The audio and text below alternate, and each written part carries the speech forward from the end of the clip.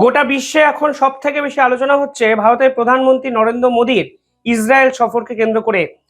ভারতের প্রধানমন্ত্রী ইসরায়েলে যান এবং ইসরায়েলি প্রেসিডেন্ট নেতানয়াহু এবং তার ওয়াইফ তাকে এয়ারপোর্টে কিন্তু স্বাগত জানান। আর এরপর ভারত এবং ইসরায়েল একত্রে যে চুক্তিগুলো করতে পারে বলে শোনা যাচ্ছে, তা নিঃসন্দেহে জিওপলিটিক্যাল সার্ফেসে তিনটে গুরুত্বপূর্ণ কারণে অত্যন্ত গুরুত্বপূর্ণ একটা বিষয়বস্তু হয়ে যাচ্ছে। এই কারণগুলোই আজকে এই ভিডিওতে আলোচনা করব। কিন্তু সব থেকে ইম্পর্টেন্ট হলো ইসরায়েল প্রেসিডেন্ট নেতানিয়াহু এবং প্রধানমন্ত্রী নরেন্দ্র মোদী একে অপরের সঙ্গে যেভাবে মুহূর্ত শেয়ার করছেন, তাতে একটা জিনিস পরিষ্কার, বিশ্বের অনেক তাবর তাবর ব্যক্তিত্বের ঘুম কিন্তু উড়ে যেতে বাধ্য। ইসরায়েলের পক্ষ থেকে প্রধানমন্ত্রী নরেন্দ্র মোদীকে পার্লামেন্টে তাদের সর্বোচ্চ সম্মানেও কিন্তু সম্মানিত করা হলো। ফলে সব মিলিয়ে ইসরায়েল ইসরায়েল এবং ভারতের যে বন্ধুত্ব বহুদিন ধরে চলছে, সেই বন্ধুত্ব যে লং টার্ম চলতে পারে তারই কিন্তু আভাস ইসরায়েলের এই সফরে কিন্তু প্রধানমন্ত্রী নরেন্দ্র মোদী ফের একবার গোটা বিশ্বের সামনে দিলেন। এবং অনেকে ইসরায়েল এবং ভারতের এই সম্পর্ককে যেভাবে ভেস্তে দেওয়ার চেষ্টা করেছিলেন, সেই সমালোচকদের মুখে চুনকালি কিন্তু কালকে দুই রাষ্ট্রের পক্ষ থেকেই পরিষ্কার দিয়ে দেওয়া হলো। ইসরায়েল কালকে ঘোষণা করেছে তারা ভারতের সঙ্গে মিসাইল ডিফেন্স কোলাবোরেশনে আগ্রহী।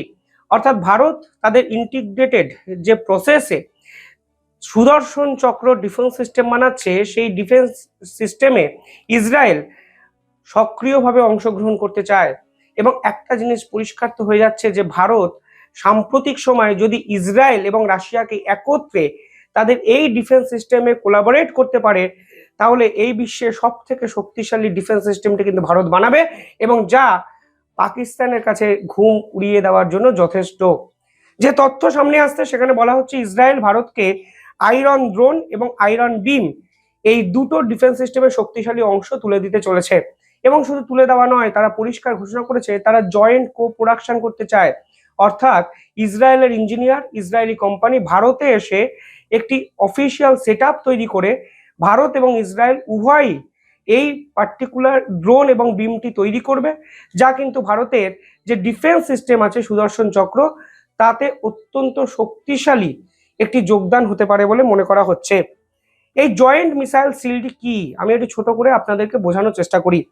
দেখুন, এই মুহূর্তে আয়রন ড্রোন এই পার্টিকুলার বিষয়টা নিয়ে যদি কথা বলা যায়, তাহলে আপনি দেখবেন এটি শর্ট রেঞ্জ অফ মিসাইলকে সম্পূর্ণভাবে ধ্বংস করে দিতে পারে। প্রথমত, শত্রুপক্ষ যদি কোনো মিসাইল আমাদের দিকে ছোড়ে, তাহলে প্রথমে এটি একটি র্যাডার সিস্টেম দ্বারা আইডেন্টিফাই হয়। দ্বিতীয়ত, কন্ট্রোল সিস্টেম দ্বারা ড্রোনটাকে অ্যাক্টিভেট করা হয় এবং সেই মিসাইলকে শেষ করার জন্য লঞ্চার দ্বারা ফায়ার করা হয় এই আয়রন ড্রোন। এবং এই টেকনোলজি ইরান এবং ইসরায়েলের যুদ্ধে কিন্তু ইসরায়েল ব্যবহার করেছে, এবং এর রেঞ্জ কিন্তু প্রায় 70 কিলোমিটার থেকে 100 কিলোমিটার। অর্থাৎ শর্ট রেঞ্জ মিসাইলকে সম্পূর্ণভাবে ধ্বংস করার জন্য এই ধরনের উন্নত মানের আয়রন ড্রোন কিন্তু ব্যবহার করেছে ইসরায়েল, এবং সেই ড্রোনই এখন ভারতের হাতে উঠতে চলেছে। ফলে একটা জিনিস পরিষ্কার, ভারত কিন্তু লং টার্ম যে ওয়ার সিস্টেম আছে, যে মেকানিজম আছে, যা সময়ের সঙ্গে বদলে গেছে, সেই বদলের সঙ্গে খাপ খাওয়াতে আর অত্যাধুনিক অস্ত্রকে তাদের ডিফেন্স সিস্টেমে কোলাবোরেট করতে চাইছে। এটি শর্ট রেঞ্জ মিসাইল, ফলে আপনারাও এক্সপেক্ট করবেন না এই ধরনের ড্রোন সিস্টেম লং রেঞ্জ বা হাই অল্টিটিউড ব্যালিস্টিক মিসাইলকে শেষ করতে পারবে। ইসরায়েল কিন্তু ইরানের সময় যুদ্ধে সাহেব-3 মতো ব্যালিস্টিক মিসাইলকে এই ড্রোন দ্বারা শেষ করতে পারেনি। ফলে কিছু ক্ষেত্রে আয়রন ড্রোন ব্রিচ কিন্তু ইসরায়েল এবং ইরানের যুদ্ধে হয়েছে। তবে যদি ছোটখাটো কোনো ডিস্টেন্স হয়, অলরেডি আমাদের সাজানো গোছানো ডিফেন্স সিস্টেমের মধ্যে শক্তিশালী এই ইনক্লুশন হতে পারে, এবং এই পার্টিকুলার আয়রন ড্রোনের বিকল্প ভারতের কাছে এখনো নেই।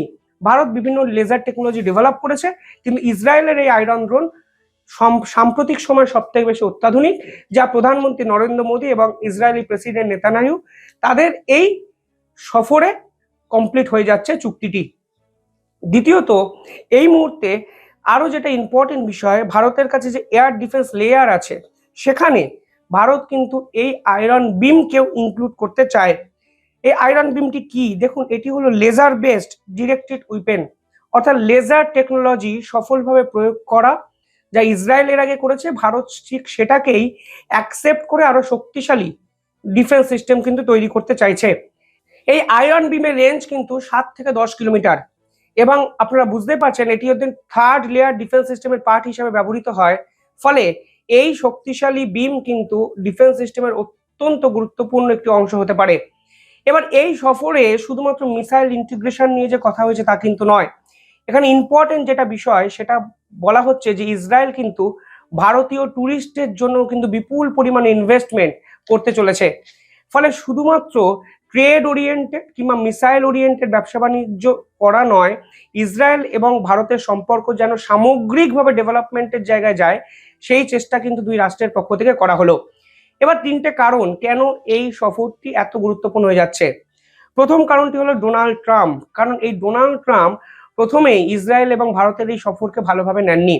ডোনাল্ড ট্রাম্প যখন মাস 6 আগে ভারতের উপর শুল্ক চাপিয়েছিলেন, তখন তিনি চেয়েছিলেন ইউরোপীয় ইউনিয়ন কিংবা ইসরায়েল সকলেই যেন ভারতের উপর শুল্ক চাপায়, অর্থাৎ ভারতের অর্থনৈতিক মেরুদণ্ডটাকে সম্পূর্ণভাবে ভেঙে দেওয়ার চেষ্টা কিন্তু ডোনাল্ড ট্রাম্প করেছিলেন। কিন্তু ইসরায়েল কিন্তু আমেরিকার অত্যন্ত ঘনিষ্ঠ হওয়া সত্ত্বেও ডোনাল্ড ট্রাম্পের এই প্রস্তাবে সাড়া দেয়নি এবং ডোনাল্ড ট্রাম্পকে পরিষ্কারভাবে ইসরায়েল বুঝিয়ে দিয়েছিল যে ইসরায়েলের বিদেশ নীতি সম্পূর্ণভাবে তারাই নির্ধারণ করবে এবং ভারত সেই বিদেশ নীতির অত্যন্ত গুরুত্বপূর্ণ একটি অংশ। ফলে আলটিমেটলি যখন ইসরায়েল এবং ভারতবর্ষের এই সফর এবং এই চুক্তি বাস্তবের মাটিতে রূপায়ণ হচ্ছে, তখন ডোনাল্ড ট্রাম্প যে ভালোভাবে নেবেন না এবং ডোনাল্ড ট্রাম্প যে বুঝতে পারছেন তার একাধিক বন্ধুরা তার পাশ থেকে সরে যাচ্ছে, সেই বার্তা কিন্তু প্রধানমন্ত্রী নরেন্দ্র মোদী অত্যন্ত সুকৌশলে কালকে গোটা বিশ্বের সামনে রাখলেন। এই সফরের আগেও ডোনাল্ড ট্রাম্প একাধিক তির্যক মন্তব্য করেন ভারতবর্ষের প্রধানমন্ত্রীকে নিয়ে এবং স্পষ্ট বুঝিয়ে দিতে চান যে ইসরায়েলের এই সফর কোনোভাবেই ভালোভাবে আমেরিকা নেবে না। আমেরিকা চায় একনায়কতন্ত্র এবং এই আমেরিকা চায় গোটা বিশ্ব যেন তাদের পায়ের কাছে গিয়ে পড়ে থাকে। ফলে আমেরিকাকে টপকে ইসরায়েল অব্দি ভারত পৌঁছে যাচ্ছে, তাই যে ডোনাল্ড ট্রাম্প ভালোভাবে নেবেন না তা কিন্তু স্পষ্ট হয়ে যায়। কিন্তু প্রধানমন্ত্রী নরেন্দ্র মোদী স্পষ্ট বুঝিয়ে দিয়েছেন, তোরা যা ইচ্ছা ভাব, যা ইচ্ছা কর, আমরা আমাদের দেশের স্বার্থে, মিলিটারির স্বার্থে, আমাদের দেশের ভবিষ্যতের কথা ভেবে সেটাই করব যেটা করা প্রয়োজন। দ্বিতীয় যেটা ইম্পর্টেন্ট পয়েন্ট তা হলো এই পুরো বিষয়ে পাকিস্তানের একটা কনসেপ্ট কিন্তু জড়িয়ে আছে। আপনারা হয়তো মনে আছে আপনাদের, পেহেলগাম পর্ব যখন হয়েছিল, ইসরায়েল পৃথিবীর একমাত্র দেশ যে সকলের আগে এসে ভারতকে শুধু সমর্থন করেছিল তা নয়, তারা ভারতকে ইন্টেলিজেন্স ডাটা শেয়ার করে বলেছিল পাকিস্তানের এই পেহেলগাম হত্যাকাণ্ডের পিছনে হামাস জড়িত।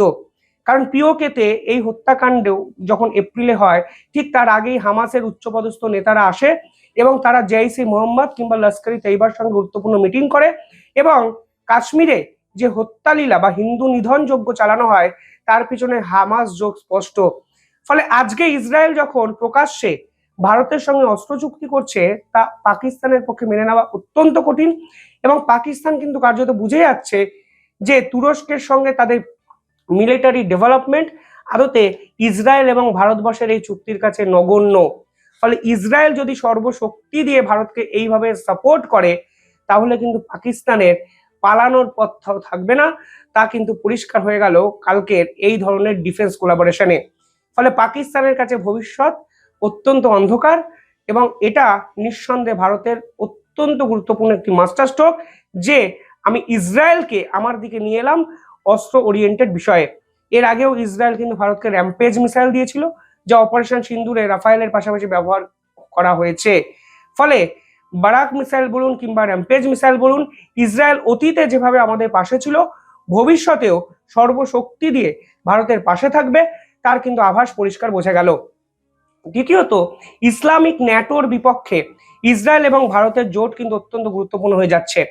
এই মুহূর্তে পৃথিবীতে ইসলামিক ন্যাটো তৈরির পরিকল্পনা করছে তুরস্ক এবং সেই পদক্ষেপে পাকিস্তান, আজারবাইজান, বাংলাদেশ সকলেই কিন্তু সামিল হচ্ছে।